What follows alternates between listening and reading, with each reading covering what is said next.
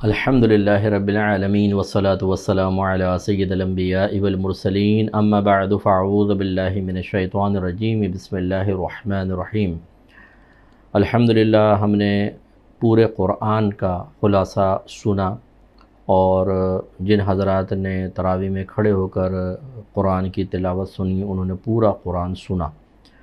تو پورا قرآن سننے کا فائدہ یقیناً برکت کی صورت میں ظاہر ہوتا ہے، اللہ کی رحمتوں کا نزول ہوتا ہے، ثواب بھی حاصل ہوتا ہے۔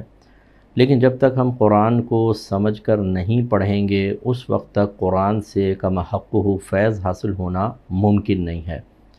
اور ہم مسلمانوں کا ایک یہی المیہ ہے کہ قرآن جیسی عظیم کتاب کو حاصل کرنے کے باوجود بعض تو ایسے ہیں جنہوں نے پورے قرآن کو پوری زندگی میں ایک بار بھی ترجمے کے ساتھ نہیں پڑھا، اور تفسیر کے ساتھ پڑھنا تو بہت ہی دور کی بات ہے۔ بعض ایسے ہوتے ہیں جو ترجمہ پڑھ لیتے ہیں لیکن تفسیر کی طرف نہیں آتے، بعض ایسے ہیں جو تفسیر بھی پڑھ لیتے ہیں لیکن عمل کی طرف نہیں آتے، احتساب کی طرف نہیں آتے ہیں، اور بعض ایسے ہوتے ہیں کہ اللہ کی بہت ہی ان پر کرم نوازی ہوتی ہے، وہ قرآن پڑھتے بھی ہیں، ترجمہ پڑھتے ہیں، تفسیر پڑھتے ہیں، اپنا احتساب کرتے ہیں، اور جو نافذ العمل چیزیں ہیں انہیں اپنی ذات پر نافذ کر کے اللہ کا قرب حاصل کرتے ہیں۔ ہمارے نبی کریم صلی اللہ علیہ وسلم ان میں سر فہرست ہیں کہ اللہ نے آپ کو قرآن آپ نے پڑھا، اور قرآن میں جو کچھ بیان ہوا اللہ تبارک و تعالیٰ نے سب کا آپ کو عملی نمونہ بنا دیا۔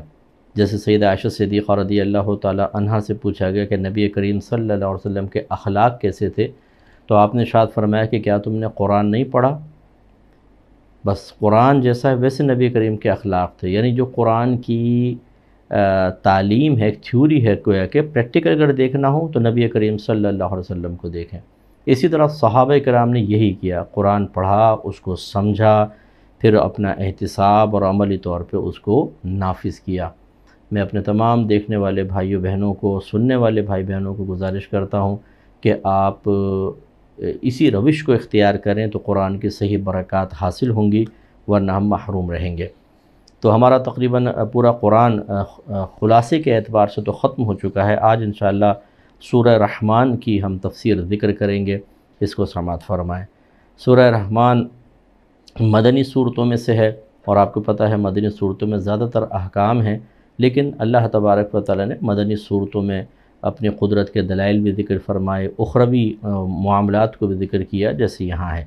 اللہ تعالیٰ فرماتا ہے الرحمن کہ رحمان اللہ تبارک و تعالیٰ کے صفاتی ناموں میں سے ہے۔ اس میں رحمت کا بہت زیادہ مبالغے والا معنی ہے، یعنی بہت ہی مہربان، بہت ہی مہربان، اتنا مہربان کہ مطلب اس مہربانی تک کوئی نہیں پہنچ سکتا۔ اسی لیے ایک عام آدمی اپنا نام صرف رحمان نہیں رکھ سکتا، کیونکہ اس میں رحمت والی صفت میں بہت زیادہ مبالغہ ہے، اس لیے عبد الرحمن نام رکھنا چاہیے۔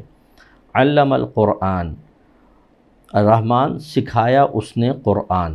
اب کس کو سکھایا؟ یہاں یہ مفعول ذکر نہیں کیا، اور تو مفسرین فرماتے ہیں کہ یہاں مفعول نبی کریم صلی اللہ علیہ وسلم ہے کہ اللہ تعالیٰ نے اپنے حبیب کو قرآن سکھایا۔ خلق الانسان، اللہ تعالیٰ نے انسان کو پیدا کیا۔ اب دیکھیں اگر صرف انسان لفظ میں کہوں اور ایک الانسان، تو ان دونوں میں فرق ہوگا۔ صرف انسان کہوں گا تو معلوم تو اس سے کوئی بھی انسان مراد ہو سکتا ہے، مطلب زید، بکر، عمر، لیکن جب الانسان کہیں گے تو الف لام جو ہے وہ کلام عرب میں مختلف معانی کے لیے آتا ہے، تو یہ ہو سکتا ہے کہ یہاں پر تمام انسان مراد ہوں، جیسے ان الانسان لفی خسر میں، اور یا پرٹیکولر کوئی ایک شخص مراد ہوگا۔ جب پرٹیکولر ایک شخص مراد ہوتا ہے تو الف لام عہد خارجی کا کہلاتا ہے۔ تو مفسرین فرماتے ہیں یہاں الانسان سے ہر انسان مراد نہیں، بلکہ ہمارے نبی کریم صلی اللہ علیہ وسلم مراد ہیں۔ بعضوں نے دوسرے معانی بھی لیے ہیں، اب اور تراجم اور تفسیر سنیں گے، دوسرے بھی ہوں گے، تو بہرحال اسی وجہ سے قرآن کے مفاہیم میں بعض اوقات اختلاف ہوتا ہے، کوئی مفہوم اخذ کرتا ہے، کوئی دوسرا مفہوم اخذ کرتا ہے، لیکن بہت سارے مفاہیم بہرحال بیان ہوئے ہیں۔ تو خلق الانسان، پیدا کیا اللہ نے انسان کو، یعنی اپنے حبیب کریم صلی اللہ علیہ وسلم کو، علمہ البیان، اور پیدا کرنے کے بعد اسے بیان سکھایا۔ بیان کا مطلب وہ پوشیدہ چیزیں، میں نے آپ کو پہلے بھی سمجھایا تھا کہ بیان کو اسی لیے بیان کہتے ہیں کہ بھئی یہ شخص بیان کر رہا ہے کہ جو کچھ ہمارے اندر ہوتا ہے وہ ہمارا جو بیان ہوتا ہے وہ اس کو ظاہر کر دیتا ہے۔ اسی طرح جب قرآن کی کوئی آیت یا حدیث ایسی ہو کہ جس کا مفہوم واضح نہ ہو اور کوئی دوسری آیت یا حدیث اس کی وضاحت کر دے، تو چونکہ جو چیز اس میں پوشیدہ تھی اس آیت یا حدیث نے اس کو واضح کیا ہے، اس لیے اسے بھی بیان کہتے ہیں کہ اس آیت کا بیان یہ حدیث پاک ہے، اس آیت کا بیان یہ دوسری آیت ہے۔ تو اللہ تعالیٰ فرماتا ہے کہ اللہ تعالیٰ نے اسے بیان سکھایا، اس کا مطلب ہے جو پوشیدہ امور تھے اللہ تعالیٰ نے وہ اپنے حبیب کریم صلی اللہ علیہ وسلم کو بتا دیے۔ اور اس کی تفصیل میں نے پہلے بھی آپ کو عرض کی تھی کہ صحابہ کہتے ہیں کہ نبی کریم صلی اللہ علیہ وسلم ایک مرتبہ فجر میں ممبر پہ جلوہ افروز ہوئے اور ظہر تک بیان کرتے رہے، پھر نماز پڑھی، پھر ظہر سے بیٹھے عصر تک، پھر آپ نے نماز پڑھی، پھر عصر سے لے کر مغرب تک آپ نے بیان کیا۔ اور کیا بیان کیا؟ کہتے ہیں کہ ما کانا وما یکون، جو ہو گیا اور جو ہونے والا تھا سب سرکار نے ایک ہی دن بیان کر دیا۔ یہ آپ کا زبردست قسم کا معجزہ تھا۔ جو ہوا سے مراد جب سے اللہ نے کسی مخلوق کو پیدا کیا، اس کی پہلی مخلوق کی پیدائش سے لے کر آج تک وہ سب بیان ہوا، اور جو قیامت تک ہونے والا تھا نبی کریم صلی اللہ علیہ وسلم نے پوری تفصیل سے بیان کر دیا۔ اب یہ بہت بڑا معجزہ تھا کہ ایک ہی وقت میں اتنی تفصیل سے تمام چیزیں بیان کر دینا۔ صحابہ کہتے ہیں یہ سرکار نے سب بیان کیا، حتیٰ کہ جنتی جنت میں چلے گئے، دوزخی دوزخ میں چلے گئے، یعنی یہ تک سرکار نے بتا دیا۔ اور پھر کہتے ہیں کہ اعلمنا احفظنا، ہم میں سے بڑا علم والا وہ تھا جو اس کو زیادہ یاد رکھنے والا تھا، یعنی جس کو جتنی باتیں یاد رہیں وہ اتنا ہی بڑا صاحب علم کہلاتا تھا۔ تو ایک ہی وقت میں اللہ تعالیٰ نے اپنے حبیب کریم صلی اللہ علیہ وسلم کے ذریعے صحابہ کرام تک ما کانا وما یکون کا علم ظاہر فرمایا۔ تو ہمارا عقیدہ یہی ہے کہ مخلوق کی پیدائش سے لے کر اور قیامت تک بالتفصیل اللہ تعالیٰ نے اپنے حبیب کو سب کچھ بتایا، لیکن قیامت کے بعد کے اتنی چیزوں کا ہی دعویٰ کرتے ہیں جن کے بارے میں نبی کریم صلی اللہ علیہ وسلم نے بتا دیا، اور جن کے بارے میں خاموشی اختیار فرمائی، نہ اس کا انکار کریں گے، نہ اسے نبی کریم صلی اللہ علیہ وسلم کے لیے ثابت کرنے کی کوشش کی جائے گی۔ تو اب دیکھیں علمہ البیان، اللہ نے بیان سکھایا، سکھانے والا اللہ تعالیٰ، جتنا اب اس سے قطع نظر آیت سے جتنا سکھانے والا پرفیکٹ ہوتا ہے، جتنا وسعت علمی رکھتا ہے، جتنا ٹیچنگ میتھڈ اس کا بہترین ہوتا ہے، اتنا ہی شاگرد زیادہ علم سیکھتا ہے اور زبردست قسم کی ترقیاں کرتا ہے۔ اب غور کیجئے، جب سکھانے والی ذات اللہ کی ہو اور سیکھنے والی ذات ہمارے نبی کریم صلی اللہ علیہ وسلم کی ہو، تو کیا علوم کے دریا بہے ہوں گے۔ اس لیے علماء نے ارشاد فرمایا کہ نبی کریم صلی اللہ علیہ وسلم اور باقی مخلوق کے علم کی مثال ایسی ہے جیسے ایک بہت بڑا سمندر ہو اور ایک چڑیا اس سمندر میں اپنی چونچ ڈبو کر اٹھائے اور اس کی چونچ سے ایک قطرہ گرے، تو فرماتے ہیں کہ جو اس کی چونچ سے قطرہ گرا یہ تمام لوگوں کے علوم کی مثال ہے، اور نبی کریم کا علم ایسا ہے جیسے یہ سمندر۔ اب آپ دیکھیں سمندر کہاں قطرہ، کیونکہ اللہ تبارک و تعالیٰ نے اپنے حبیب کے لیے یہ ارشاد فرما دیا کہ اللہ نے قرآن اپنے حبیب کو سکھایا ہے۔ جیسے دوسرے مقام پر ہم نے ذکر کیا تھا ثم ان علینا بیانہ، پھر بے شک ہمارے ذمہ کرم پر ہے اس کو بیان کرنا۔ تو اللہ تبارک و تعالیٰ نے قرآن اپنے حبیب کریم کو سکھایا، اور قرآن میں کتنے علوم ہیں ان کی کوئی حد ہی نہیں ہے۔ اب سکھانے والی ذات اللہ کی ہو، سیکھنے والی نبی کریم کی، تو کتنا زبردست سرکار کو علم حاصل ہوا۔ الشمس والقمر بحسبان، سورج اور چاند ایک حساب کے ساتھ ہیں، یعنی یہ نہ وقت سے پہلے کہیں پہنچ سکتے ہیں نہ وقت کے بعد پہنچیں گے، بالکل اللہ نے ان کو مقرر کیا ہوا ہے، زمین کے گرد گھوم رہے ہیں اور بالکل مخصوص اپنے وقت میں مخصوص جگہ پہنچتے ہیں، اور اسی سے دن رات کا معاملہ ہے، پھر مہینے، پھر سال، عدتوں کے مسائل دیکھیں، حج کے مسائل، رمضان، عیدین، یہ سب ان سورج اور چاند کی گردش سے متعین ہوتے ہیں۔ والنجم والشجر یسجدان، اور سبزے اور پیڑ اللہ کو سجدہ کرتے ہیں۔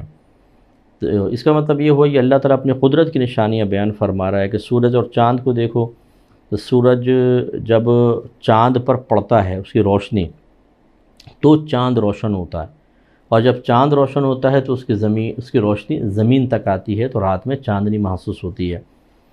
اور یعنی سمجھ لیں مستفاد القمر یستفاد من ضوء الشمس، سورج کی روشنی سے وہ استفادہ حاصل کرتا ہے، اور سورج زمین کو بھی روشن کرتا ہے۔ تو دن میں ایسی صورتحال ہوتی ہے کہ سورج براہ راست اپنی روشنی ہم تک پہنچا رہا ہوتا ہے، یہ اللہ کے حکم سے ہے، اور رات میں چاند اس کی روشنی لیتا ہے اور اس کی سطح زمین پہ پڑتی ہے، اور ریفلیکٹ ہو کر پھر وہ زمین کی طرف آتی ہے، جس سے زمین روشن ہو جاتی ہے۔ اب آپ غور کریں کہ اللہ تبارک و تعالیٰ نے کتنا پرفیکٹ ان کا فاصلہ رکھا ہے، کہ سورج کا فاصلہ زمین کے ساتھ بہت ہی زبردست اللہ تبارک و تعالیٰ کی قدرت کی عظیم نشانی ہے۔ ذرا قریب آ جائے ختم ہو جائے، جل جائے سب کچھ، اور ذرا دور ہو جائے تو اتنی کولنگ ہو کہ پوری دنیا جم جائے۔ اللہ تبارک و تعالیٰ نے بڑی حکمت کے ساتھ ان کا فاصلہ رکھا۔ اور والنجم والشجر یسجدان، سبزے اور پیڑ سجدہ کرتے ہیں، یعنی یہ بھی جھکتے ہیں لیکن ہمیں اس کا شعور حاصل نہیں۔ ہر مخلوق کو اللہ تبارک و تعالیٰ نے سجدہ کرنے کا یا عبادت کرنے کا مختلف طریقہ الہام فرمایا۔ تو اب پیڑ اور سبزے وغیرہ کیسے سجدہ کرتے ہیں یہ اللہ بہتر سمجھتا ہے اور اللہ ہی بہتر جانتا ہے۔ تو اس لیے بہرحال ظاہر یہی ہے، وَالسَّمَاءَ رَفَعَهَا وَوَضَعَ الْمِيزَانَ، اور اللہ تعالیٰ نے آسمان کو بلند کیا۔ اب یہ بلند کیا کوئی اطلاع دینا مقصود نہیں، بلند کیا تو اب غور کرو اس کے اوپر، گویا کہ تدبر کرنا چاہیے۔ میں پہلے بھی آپ سے گزارش کر چکا ہوں، یوٹیوب پر جائیں اور اسپیس سے متعلقہ جو کلپس ڈلے ہوئے ہیں ان کو آپ دیکھیے، بڑے بھی ہیں چھوٹے بھی ہیں، انگلش میں بھی ہیں اردو میں بھی اور لینگویجز میں بھی ہیں۔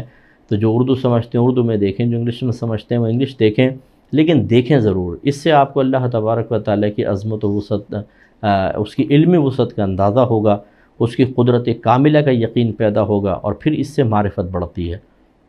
اور یاد رکھیں جتنی آپ کی معرفت زیادہ ہوگی، آپ کو نماز میں اتنی ہی لذت آئے گی، سجدے میں اتنا ہی مزہ آئے گا، کیونکہ آپ کو پتہ ہے جب معرفت بڑھتی ہے کہ میں کس ذات کے سامنے کھڑا ہوں۔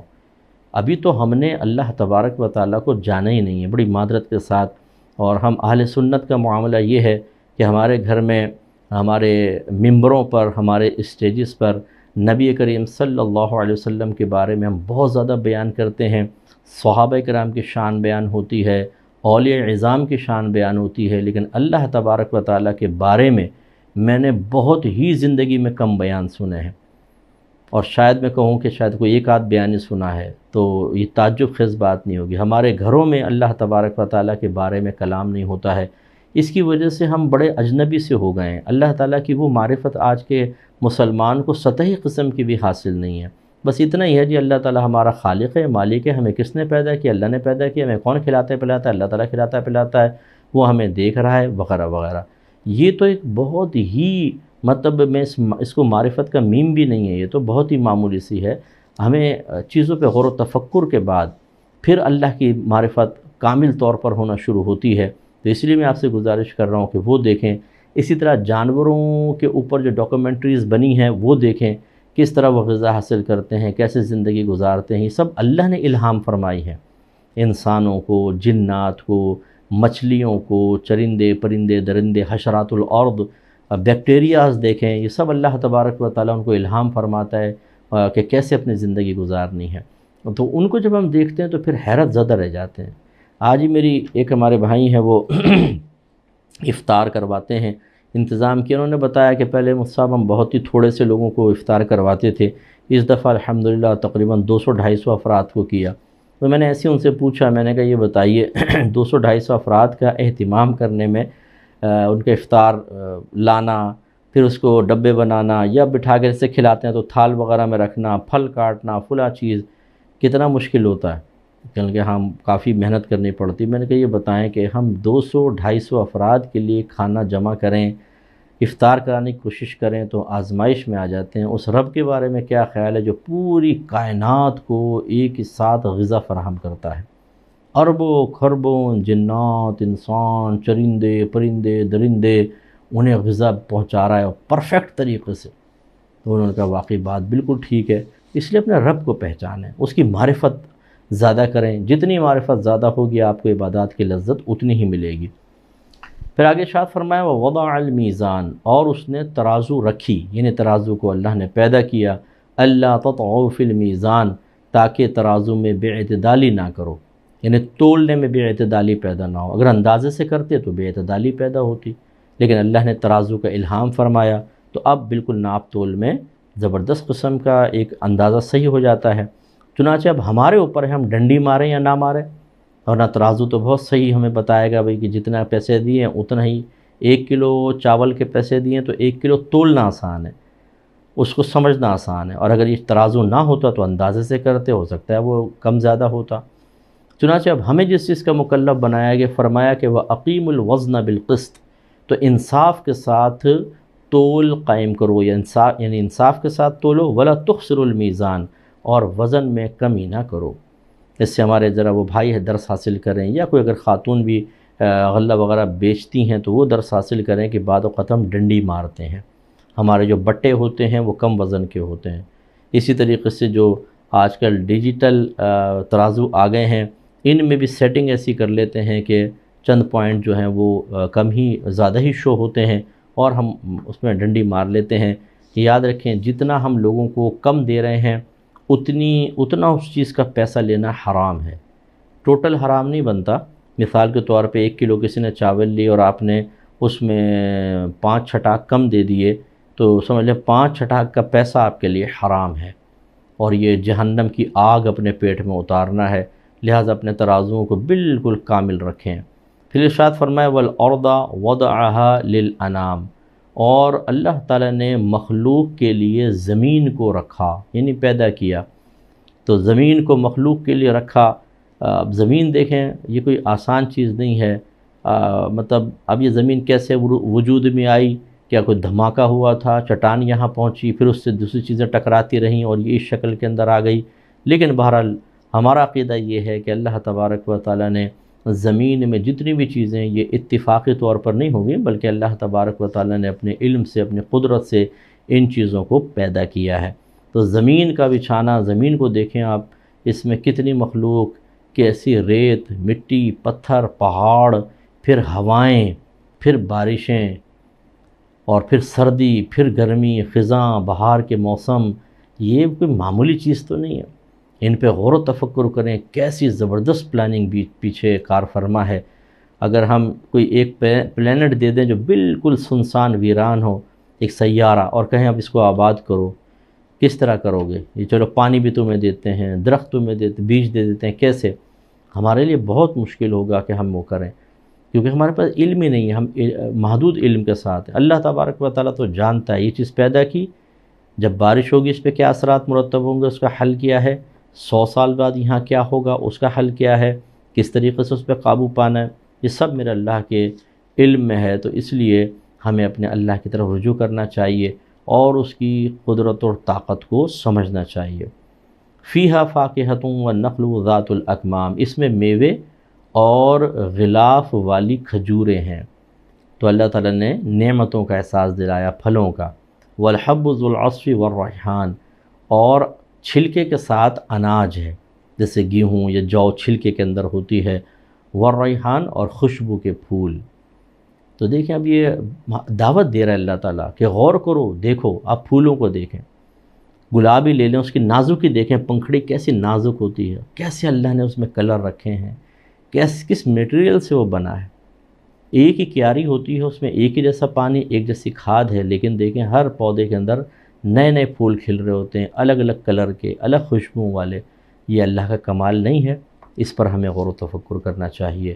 فَبِأَيِّ آلَاءِ رَبِّكُمَا تُكَذِّبَانِ، تو اللہ کی کون سی، تم اپنے رب کی کون سی نعمت کو جھٹلاؤ گے، یا کون سی نعمتوں کو جھٹلاؤ گے؟ جھٹلانے سے مراد ایک تو ہوتا ہے انکار کرنا کہ میں مانتا ہی نہیں ہوں اللہ کی نعمت ہے، اور ایک ہوتا ہے کہ انسان نعمتوں پہ غور و تفکر نہیں کرتا، ان کا احساس نہیں کرتا، ان کی ناشکری میں مبتلا ہوتا ہے۔ تو اللہ تعالیٰ کا ارادہ یہ ہے کہ اس کی مخلوق اس کی نعمتوں کو دیکھے، محسوس کرے، ان کا اعتراف کرے، اور اس کے ذریعے پھر اللہ تبارک و تعالیٰ کے مزید قریب ہو۔ تو جب آپ غور و تفکر کریں گے، ہوا چل رہی ہے، ہوا پہ غور آپ نے کیا، کیسے چلتی ہے ہوا؟ دیکھیں ختم ہی نہیں ہوتی، پوری دنیا میں گردش کرتی رہتی، بعض اوقات اتنی تیز ہوائیں چلتی ہیں اور لگاتار چل رہی ہوتی، کون چلا رہا ہے ہوا؟ کیسے آ رہی ہے؟ کوئی پنکھا چل رہا ہے؟ یعنی حیرت ہو جاتی ہے آدمی کو، یہ کیسے نظام چل رہا ہے؟ بارش ہوتی ہے، بادل جو ہیں وہ سمندر کا پانی بھاپ بن کر اوپر جاتا ہے، بادل بنتے ہیں، اور ایسے ہلکے ہوتے ہیں اگر آپ ہاتھ ڈال لیں تو ہاتھ یہ نمی آ جائے ہاتھ میں بالکل ختم. لیکن یہ ٹنوں وزنی پانی لے کر، اور بالکل میٹھا پانی، کوئی کڑوا نہیں، کوئی پھیکا نہیں، کوئی کھارا نہیں، اور یہ برستا ہے ٹنوں وزنی پانی. یہ سب اللہ کی شان ہے، ہمیں غور کرنا چاہیے، اپنے گھروں میں اس کو ڈسکس کرنا چاہیے، اپنے بچوں کو سکھانا چاہیے، خود بھی غور و تفکر کرنا چاہیے. پھر اس معرفت کے بعد ہماری کیفیات کچھ اور ہوں گی، ابھی ہماری کیفیت کچھ اور ہوتی ہے. پھر اللہ تعالیٰ نے فرمایا خلق الانسان من صلصال کالفخار. اللہ تعالیٰ نے آدمی کو بنایا بجتی مٹی سے، جیسے ٹھیکری ہوتی ہے، بجتی مٹی سے یعنی کھوکھلا بنایا، کیونکہ آدم علیہ السلام کا پتلا تیار ہوا، یعنی یہاں الانسان سے مراد آدم علیہ السلام ہے، کیونکہ اصل آپ کو مٹی سے پیدا کیا گیا. پھر ہم لوگ کہتے ہیں انسان کو مٹی سے پیدا کیا گیا، لیکن وہاں انسان سے صرف آدم علیہ السلام مراد ہوتے ہیں، کیونکہ ہم تو پھر دوسرے پروسیس سے تیار ہوتے ہیں. تو اللہ تعالیٰ نے ایک پتلا بنایا جو اندر سے کھوکھلا تھا، پھر اللہ کے قدرت سے وہ تمام گوشت پوشت میں بدل گیا، اور اندر ہر عضو بن گیا، روحوں کی آدم علیہ السلام زندہ ہوئے. تو یہ کمال ہے اللہ تعالیٰ کا. اس نے ثابت فرمایا کہ اللہ تعالیٰ کسی مخلوق کو پیدا کرنے میں مرد عورت کا محتاج نہیں ہے. پھر آدم علیہ السلام کی ٹیڑھی پسلی سے بی بی حوا رضی اللہ تعالیٰ عنہا کو پیدا کیا، تو ثابت فرمایا اللہ چاہے تو مرد سے مخلوق پیدا کر دے. پھر حضرت بی بی مریم رضی اللہ تعالیٰ عنہا سے بغیر شوہر کے عیسیٰ علیہ السلام کو پیدا کیا، اور ثابت فرمایا اللہ چاہے تو بغیر باپ کے اولاد پیدا کر دے. اور نارمل طور پر میاں بیوی سے ہی اولاد پیدا ہوتی ہے، تو یہ سمجھا دیا اور دکھایا کہ یہ ماں باپ سے بچہ پیدا ہوتا ہے. تو ہر ایک چیز کی مثال قائم فرمائی. وَخَلَقَ الْجَانَّ مِن مَارِجٍ مِّن نَار. اور جن کو اللہ تعالیٰ نے آگ کی لپٹ سے پیدا فرمایا، یعنی جو آگ جلتی ہے تو اس کی شعلے سے اللہ نے جن کو پیدا کر دیا. دیکھیں وہ اللہ کی شان ہے. تو یہ نصوص قطعیہ ہیں کہ انسان کو مٹی سے اور شیاطین یا جنات کو آگ سے پیدا کیا گیا ہے. فَبِأَيِّ آلَاءِ رَبِّكُمَا تُكَذِّبَانِ. تو تم اللہ تبارک و تعالیٰ کی کون سی نعمت کو جھٹلاؤ گے. رب المشرقین و رب المغربین، وہ دونوں مشرقوں اور دونوں مغربوں کا رب ہے. دو مشرق کیوں کہے؟ کیونکہ سورج عمومی طور پر اگر ہم خلاصہ نکالیں تو دو مقام سے طلوع ہوتا ہے، گرمی میں علیحدہ جگہ سے اور سردی میں علیحدہ جگہ سے. اسی لیے دیکھیں ڈائریکشن بدل جاتی ہے لائٹ آنے کی. اور اسی طرح سردی میں الگ جگہ غروب ہوتا ہے اور گرمی میں الگ. تو اس کو مشرق، ایک مشرق اور دوسرا مشرق، سردی گرمی کے اعتبار سے مشرقین، اسی طرح مغربین. تو اللہ تعالیٰ نے فرمایا کہ اللہ تعالیٰ نے مشرقین کا بھی رب ہے اور مغربین کا بھی. فَبِأَيِّ آلَاءِ رَبِّكُمَا تُكَذِّبَانِ مَرَجَ الْبَحْرَيْنِ يَلْتَقِيَانِ. اس نے دو سمندر بہائے ایک دوسرے سے ملتے ہوئے. دو سمندر سے مراد دریا اور سمندر ہے.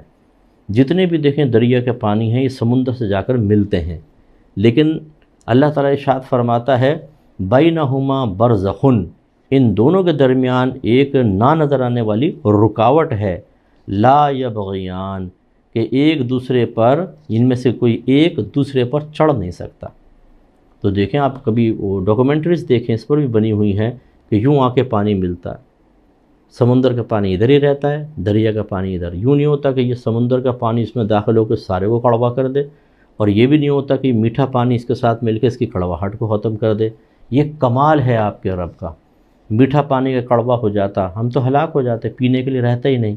اور اگر کڑوا پانی میٹھا ہو جاتا تب بھی ہلاک ہو جاتے. وجہ اس کی کیا ہے کہ پھر جو ہماری جتنی بھی سیوریج کی گندگیاں ہوتی ہیں سب کچھ یہ سمندر میں جا کر گرتی ہیں، اور وہ اتنا نمکین پانی ہوتا ہے اور نمک ہر چیز کو گلا کے ختم کر دیتا ہے. یہ اللہ کا انتظام. اگر میٹھا پانی ہوتا تو گلتی نہیں چیزیں اور ختم ہو جاتا سب کچھ. اللہ تعالیٰ بڑا ہی شان والا ہے. یخرج منہما اللؤلؤ والمرجان، نکلتے ہیں ان دونوں سے موتی اور مونگے. یعنی یہ پتھر بھی نکلتے ہیں خوبصورت قسم کے، موتیاں نکلتے ہیں سمندر سے، دریاؤں سے. فَبِأَيِّ آلَاءِ رَبِّكُمَا تُكَذِّبَانِ وَلَهُ الْجَوَارِ الْمُنشَآتُ فِي الْبَحْرِ كَالْأَعْلَامِ.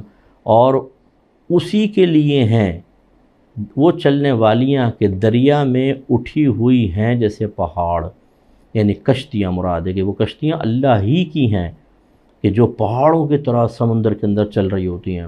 تو بڑے بڑے جہاز اگر آپ نے دیکھے ہوں نبی کریم صلی اللہ علیہ وسلم کے دور میں تو جہاز تھے ہی نہیں، لیکن اللہ نے دیکھیں نقشہ ایسا کھینچا ہے کہ جو آج بھی اگر آپ اس آیت کو پڑھیں گے تو آپ کو ایسا لگے گا کہ واقعی یہ جیسے آج کے بارے میں اللہ تعالیٰ نے بیان فرمایا، اتنے بڑے بڑے پانی کے جہاز۔ اس کی بھی ڈاکومنٹری دیکھیں ذرا آپ یوٹیوب پر جا کر، حیران ہو جائے گا آدمی، اتنے بڑے بڑے جہاز اتنا سامان لے کے ادھر سے ادھر جا رہے ہیں، اور سمندر ایسا اٹھا کے رکھتا ہے ان کو، یوں نہیں کہ وہ الٹ جائیں، وہ ڈوب جائیں، ڈوبتے بھی ہیں جب طوفان آتا ہے، ورنہ ایسا چل رہے ہوتے ہیں۔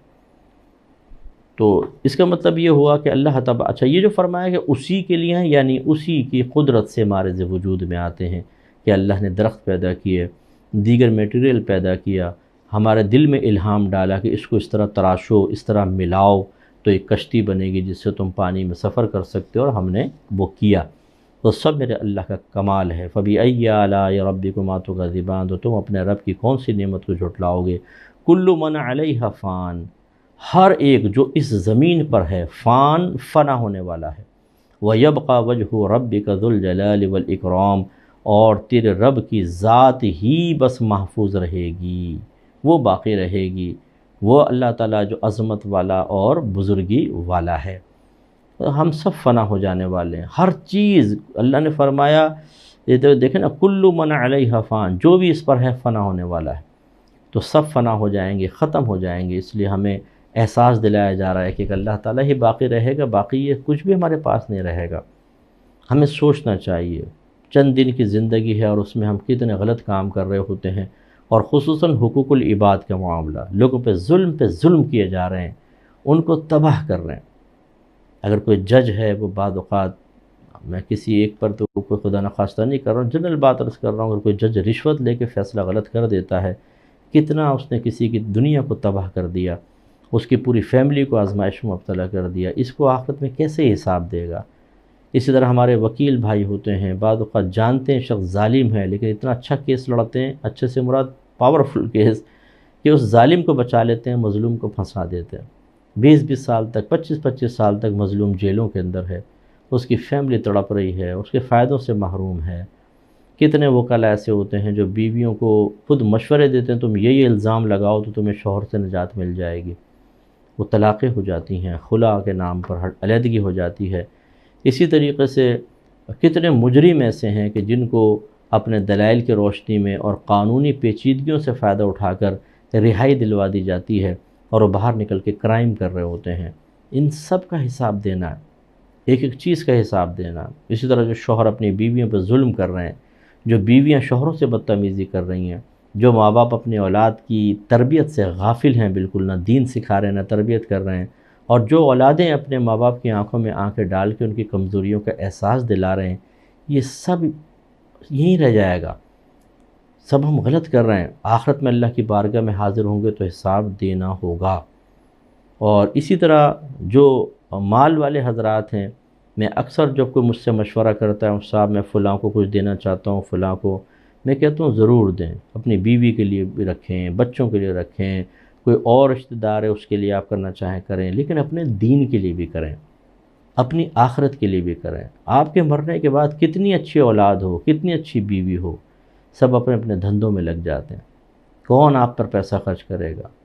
کون آپ کے لیے ایصال ثواب کرے گا؟ کون آپ کے لیے ثواب جاریہ کرے گا؟ وہ بہت ہی کوئی سعادت مند ہو تو کرتے ہیں، ورنہ کوئی نہیں کرے گا۔ آپ خود کریں، جو اللہ نے آپ کو پیسہ دیا ہے اس کو اپنی زندگی میں ایسا کر دیں کہ بچوں کے لیے بھی ہو، بیوی کے لیے بھی ہو، اور آپ کی آخرت کے لیے بھی ہو۔ یوں نہیں کہ سارا ہی چھوڑ گئے، ان کو بانٹ دیا، یہ لے کے کریں گے کیا؟ بیوی کھا پی کے ختم کر دے گی، پہن کے ختم کر دے گی، بچے بھی یہی کریں گے۔ صرف ان کے دنیاوی آسائش اور سکون کو ہم دیکھیں کہ ہمارے بچوں کو، بیوی کو تکلیف نہ ہو، میں اس کو غلط نہیں کہہ رہا ہوں، یہ بھی اچھا ہے، لیکن صرف اس کو دیکھنا اور اپنی آخرت کے لیے کچھ بھی نہ کرنا، یہ گھاٹے کا سودا ہے۔ مرنے کے بعد پھر جب آپ کو احساس ہوگا تو پھر ایک دم آپ کا موڈ بدلے گا، آپ کہیں گے اگر اللہ تعالیٰ مجھے ابھی بھیج دے تو میں ان کے ہاتھوں سے پیسہ چھین کر اپنے لیے ثواب جاریہ کر لوں، لیکن پھر موقع نہیں ملے گا۔ مخلوق کی یہ محبت اور اپنی وفاداری اور محبتوں کا اس طرح احساس دلانا بعض اوقات ہماری آخرت کو نقصان پہنچا دیتا ہے۔ اس لیے میں گزارش کرتا ہوں کہ اپنی زندگی میں دین کے لیے خرچ کریں، علماء بنائیں، مفتیان کرام بنائیں، مساجد میں لگائیں، ادارے قائم کریں، اس میں آپ سپورٹ کریں، کوئی اچھی کتاب چھپ رہی ہو اور واقعی وہ عوام کے لیے بہت ہی مفید ہو، اس میں پیسہ لگائیں، آپ کے لیے بہت بڑا ثواب جاریہ ہوگا۔ لیکن اپنا پیسے کا ایک مخصوص حصہ خود اپنے ہاتھوں سے اپنی آخرت کے لیے استعمال کریں۔ ورنہ میرا تو 30 سال ہو گئے اس تبلیغ دین کی فیلڈ میں رہتے ہوئے، اللہ کے فضل و کرم سے سینکڑوں کیسز آئیں، باپ مرا نہیں، بچوں نے پیسہ لیا، مکانوں بنا رہے ہیں، دکانیں بنا رہے ہیں، دیگر چیزوں میں لگ گئے، نہ نماز پڑھیں، نہ روزہ رکھیں، نہ زکوٰۃ، نہ حج، گناہوں میں دلیر، ایسی اولاد کے لیے، ایسی زوجہ کے لیے چھوڑ کر جانا اور اپنے لیے کچھ بھی نہ کرنا، یہ آخرت میں پچھتاوے کا سبب بنے گا۔ مشورہ ہے ہمارا، بہرحال باقی آپ کی مرضی ہے، ان قریب ہم فنا ہو جائیں گے، پھر سب کچھ یہیں رہ جائے گا۔ فَبِأَيِّ آلَاءِ رَبِّكُمَا تُكَذِّبَانِ، تو تم اپنے رب کی کون سی نعمت کو جھٹلاؤ گے؟ يَسْأَلُهُ مَن فِي السَّمَاوَاتِ وَالْأَرْضِ، اللہ تعالیٰ فرماتا ہے کہ اللہ تعالیٰ سے سوال کرتا ہے جو کچھ آسمانوں میں ہے، جو کچھ زمین میں ہے۔ سوال کرنے سے مراد ہر ایک اللہ کے سے مانگتا ہے، اللہ کی طرف ہی متوجہ ہوتا ہے۔ یہ الگ بات ہے کہ بعض اوقات ہم انسانوں کی طرف متوجہ رہتے ہیں، یار پیسے دے دو یہ وہ، لیکن وہ پیسہ بھی اگر لے رہے ہیں تو حقیقتاً دینے والی ذات تو اللہ تبارک و تعالیٰ کی ہے۔ اس کے علاوہ جتنی بھی کائنات کی چیزیں سب اللہ کی طرف ہی متوجہ ہوتے ہیں، کیوں؟ دینے والی ذات اللہ تعالیٰ کی ہے۔ اور پھر فرمایا کل یوم ہوا فی شان، ہر دن اسے ایک کام ہے۔ ایک کام سے مراد اللہ تبارک و تعالیٰ کسی بھی وقت معطل یا فارغ ہو کر نہیں بیٹھتا، ہر وقت کام، ہر وقت کام۔ وہ کیسے؟ کسی کو مار رہا ہے، کسی کو زندگی عطا فرما رہا ہے، کسی کے بچہ پیدا ہو رہا ہے، کسی کو بیمار کر رہا ہے، کسی کو صحت دے رہا ہے، کسی کو رزق عطا فرما رہا ہے، بارشیں، طوفان، یہ وہ، یعنی اللہ تبارک و تعالیٰ چونکہ عوارضات بشریہ سے پاک و صاف ہے، نہ سوتا ہے، نہ کھاتا ہے، نہ پیتا ہے، نہ اس کے بیوی بچے ہیں، اور نہ وہ تھکتا ہے، نہ اس کو اونگ آتی ہے، نہ نیند آتی ہے، تو اللہ تعالیٰ ہمہ وقت کسی نہ کسی کام میں مصروف ہی ہوتا ہے۔ یہ ہے میرے رب کی شان۔ تو کوئی ہے جو اللہ کے برابر ہو سکے؟ یقینی سی بات ہے کہ نہیں۔ فَبِأَيِّ آلَاءِ رَبِّكُمَا تُكَذِّبَانِ، تو تم اپنے رب کی کون سی نعمت کو جھٹلاؤ گے؟ پھر اللہ تعالیٰ فرماتا ہے سَنَفْرُغُ لَكُمْ أَيُّهَ الثَّقَلَانِ، ان قریب فارغ ہو جائیں گے ہم تمہارے لیے اے دو بھاری گروہ۔ ان قریب فارغ ہو جائیں گے کا مطلب کیا ہے؟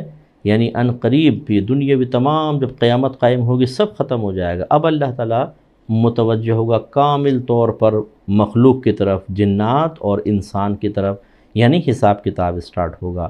فَبِأَيِّ آلَاءِ رَبِّكُمَا تُكَذِّبَانِ، تو تم اپنے رب کی کون سی نعمت کو جھٹلاؤ گے؟ یا معشر الجن والانس ان استطاعتم ان تنفذوا من اقطار السماوات والارض فانفذوا لا تنفذون الا بسلطان۔ بڑی پیاری بات اللہ نے بیان فرمائی کہ اے جنوں اور انسانوں کے گروہ، اگر تم طاقت رکھتے ہو کہ تم آسمانوں اور زمین کے کنارے سے باہر نکل جاؤ تو پس نکل جاؤ، لیکن تم اللہ تعالیٰ کے سلطنت سے نہیں نکل سکتے۔ اس آیت سے ثابت فرما دیا کہ زمین کے مدار سے باہر نکلنا ممکن ہے۔ اور آج کل دیکھیں خلائی شٹلز ہوتی ہیں، وہ جاتی ہیں اور خلائی سیارے وغیرہ باہر نکل جاتے ہیں اور کائنات میں جانے کے بعد سفر کرتے ہیں، لیکن اللہ تعالیٰ فرماتا ہے جہاں پہ بھی نکل جاؤ اللہ کی سلطنت وہاں پر موجود ہوگی، کوئی اللہ کے دست قدرت سے تو باہر نہیں نکل سکتا۔ تو بس اس سے ایک مجرم کو ڈرنا چاہیے۔ اگر آپ قانون سے بچ سکتے ہیں، اگر آپ لوگوں پہ غالب آ سکتے ہیں، تو کیا اللہ سے بچ سکتے ہیں؟ کبھی بھی نہیں۔ ایسے جو مظلوم ہیں وہ کبھی مایوس نہ ہو کہ یار یہ تو دیکھو کورٹ میں کیس جیت گیا، یہ اس نے سورسز لڑا کے خود بچ گیا، اپنی پاور سے اس نے یہ کر لیا۔ ارے بھائی اللہ تبارک و تعالیٰ سے تو نہیں جیت سکتا، اللہ پہ بھروسہ کریں۔ جب کہیں راستہ نظر نہ آئے صرف اللہ تبارک و تعالیٰ کی طرف دیکھیں، انشاءاللہ اللہ تعالیٰ کوئی نہ کوئی راستہ بنائے گا۔ فَبِأَيِّ آلَاءِ رَبِّكُمَا تُكَذِّبَانِ، تو تم اپنے رب کی کون سی نعمت کو جھٹلاؤ گے؟ تو آج ہم یہیں پہ درس کا اختتام کرتے ہیں، جس کا خلاصہ یہ ہوا کہ اللہ تعالیٰ نے ان آیات میں اپنی قدرت کا اظہار فرمایا ہے اور گویا کہ ہمیں دعوت فکر دی ہے۔ اس لیے میں اپنے بھائی بہنوں سے گزارش کرتا ہوں اپنے اطراف میں غور و تفکر کا سلسلہ جاری رکھیں، خود اپنی ذات میں دیکھا کریں، آئینے کے سامنے کھڑے ہو جائیں، اللہ نے کیسا بنایا دیکھیں، آنکھیں دیکھیں، کان دیکھیں، ہونٹ دیکھیں، دانت دیکھیں کیسے نکلتے ہیں۔ بچوں کے ہمارے دانت نکلتے ہیں پھر ٹوٹ جاتے ہیں، اس کو دودھ کے دانت کہتے ہیں، پھر نئے دانت نکل آتے ہیں، اس کے بعد نہیں نکلتے، دانت ٹوٹے گا پھر نیا نہیں آئے گا۔ شارک مچھلی کے دانت آتے رہتے ہیں۔ اچھا، اسی طرح انسان کے ہاتھوں کی ساخت دیکھیں کیسی بنائی اللہ تعالیٰ نے۔ اگر انگوٹھا غائب کر دیں تو پکڑ صحیح نہیں رہے گی، ایک انگلی غائب کر دیں آپ توازن بگڑ جائے گا۔ بڑا متوازن بنایا اللہ تعالیٰ نے انسان کو، بہت ہی زبردست۔ اور یہ میں دعوت فکر پہلے بھی آپ کو دے چکا ہوں کہ بال دیکھیں کیسے نکلتے رہتے ہیں سر سے، بڑھتے رہتے ہیں بڑھتے رہتے ہیں بڑھتے رہتے ہیں، اور آپ کھال کاٹ کے دیکھیں نیچے کچھ نظر نہیں آئے گا، آتے رہتے ہیں، پیدا ہوتے رہتے ہیں۔ ایسے ناخن تو، اور اسی طرح ہم جب اپنے اندر غذا اتارتے ہیں کس طریقے سے مختلف چیزوں میں تبدیل ہوتی ہے، یہ دعوت فکر ہے۔ اپنے اطراف میں غور کریں، تفکر کریں، اور اللہ تعالیٰ کے اس غور و تفکر کے بعد اللہ کے قریب ہوتے چلے جائیں۔ اللہ تعالیٰ ہمیں اپنی معرفت تامہ عطا فرمائے، آمین۔ وآخر دعوانا ان الحمدللہ رب العالمین۔ دعا کر لیں، بسم اللہ الرحمن الرحیم، الحمدللہ رب العالمین، والصلاة والسلام علی سید الانبیاء والمرسلین، یا ارحم الراحمین یا ارحم الراحمین یا ارحم الراحمین۔ یا مالک مولا، جتنے بھائی بہنوں نے ہمارے ساتھ درس میں شرکت کی ان سب کی بخشش و مغفرت فرما دے، ان کے درجات کو بلند فرما۔ اے اللہ تعالی ہمیں علم دین سیکھنے اور اس کے تقاضے کے مطابق عمل کرنے کی توفیق و ہمت عطا فرما۔ جہالت میں مبتلا رہتے ہوئے ہم نے جتنے گناہ کیے سب گناہوں کو معاف فرما دے۔ اے اللہ ہمیں اپنے سابقہ گناہوں پر کامل توبہ کی توفیق عطا فرما، اس توبہ پر استقامت بھی عطا فرما دے۔ اے مالک مولا، جتنے لوگوں کے ہم پر حقوق باقی ہیں، ہم نے کسی کا مال دبایا ہے، چوری کی ہے، غلط طریقے سے کسی کے مال پر قابض ہو گئے ہیں، اللہ تعالی ہمیں موت سے پہلے واپس کرنے کی توفیق و ہمت عطا فرما دے۔ جو ہمارے بھائی بہن کسی کی وراثت دبا کر بیٹھے ہوئے ہیں، اللہ تعالی یہ زمینیں تیرے نبی کے مطابق جس نے کسی کی زمین کو ایک بالشت بھر بھی غصب کر لیا تو برود قیامت 7 زمینوں کو طوق بنا کے اس کی گردن میں ڈال دیا جائے گا۔ اے اللہ بہت ہی ذلت و رسوائی کا دن آنے والے، مالک و مولا ہم سب کو جس کی جو امانت ہے واپس دے دینے کی توفیق و ہمت عطا فرما۔ جنہوں نے کسی کے پیسوں سے اپنے کاروبار بنا لیے ہیں، اے مالک مولا یقیناً اپنے اتنے بڑے کاروباروں کو بند کرنا بہت ہمت کا کام ہے، لیکن مالک مولا یہ حرام تسلسل سے ہمیں بچا، ہمارے بیوی بچوں کو بچا۔ کل ہمارے انہی حرام سے پلے بڑے گوشت کو جب آگ میں جلایا جائے گا تو اللہ اس وقت ہم تمنا کریں گے کہ ہماری تمام چیزیں لے لی جائیں لیکن ہمیں چھوڑ دیا جائے، لیکن وقت گزر چکا ہوگا۔ اے پاک پروردگار، جس کو ہم نے مارا پیٹا اس سے معافی مانگنے کی توفیق عطا فرما، جن کو ہم نے طنز کر کے برا بھلا کہہ کے گالیاں بک کے دل آزاری کی ہے، اللہ تعالیٰ ان سے معافی مانگنے کی توفیق عطا فرما۔ جن بھائی بہنوں پہ قضا نمازیں قضا روزے باقی ہیں، اے اللہ تعالیٰ ان کو رکھنے کی توفیق و ہمت عطا فرما دے۔ اے پاک پروردگار، ہم سب کو دین کے قریب آنے کی توفیق عطا فرما، ہمارے گھر والوں کو دیندار بنا دے، سب کو نمازی پرہیزگار متقی بنا دے۔ اے مالک و مولا، ہمارے گھروں میں نعت رسول مقبول کی آوازیں آئیں، قرآن کی تلاوت کی آوازیں آئیں، پاکیزہ آوازیں آئیں، گندی باتیں، گندے گانے، گندی فحش باتیں، گالی گلوچ اور خراب قسم کی گفتگو، اللہ تعالیٰ اس کو ہمارے گھر سے دور فرما دے۔ مالک و مولا ہم سب کو اپنی معرفت عطا فرما، ہمیں اپنے قریب کر لے، ہمیں اپنا قرب عطا فرما۔ اے مالک و مولا، اپنے حبیب کریم صلی اللہ علیہ وسلم کی مزید محبت عطا فرما، رحمت کونین صلی اللہ علیہ وسلم کے سنن پر عمل کرنے کی توفیق و ہمت عطا فرما، اپنے حبیب کریم صلی اللہ علیہ وسلم کے احکام کو خوش دلی سے قبول کرنے کی توفیق عطا فرما۔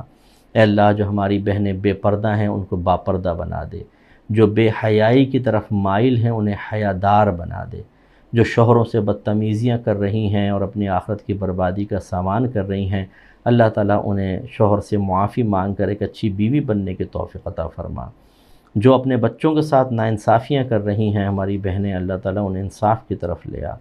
جو مرد گناہ کر رہے ہیں، جو مرد اپنی بیوی پہ توجہ کم، غیر عورت پہ کم کر رہے ہیں، اللہ تعالیٰ انہیں بھی سمجھ عطا فرما، گناہوں کو چھوڑنے کی توفیق و ہمت عطا فرما۔ اے مالک مولا، ہم سب کے علم، عمر میں، روحانی قوتوں میں، درجات میں، رزق حلال میں، کاروبار میں، صحت میں، عمل میں بے حد برکت عطا فرما۔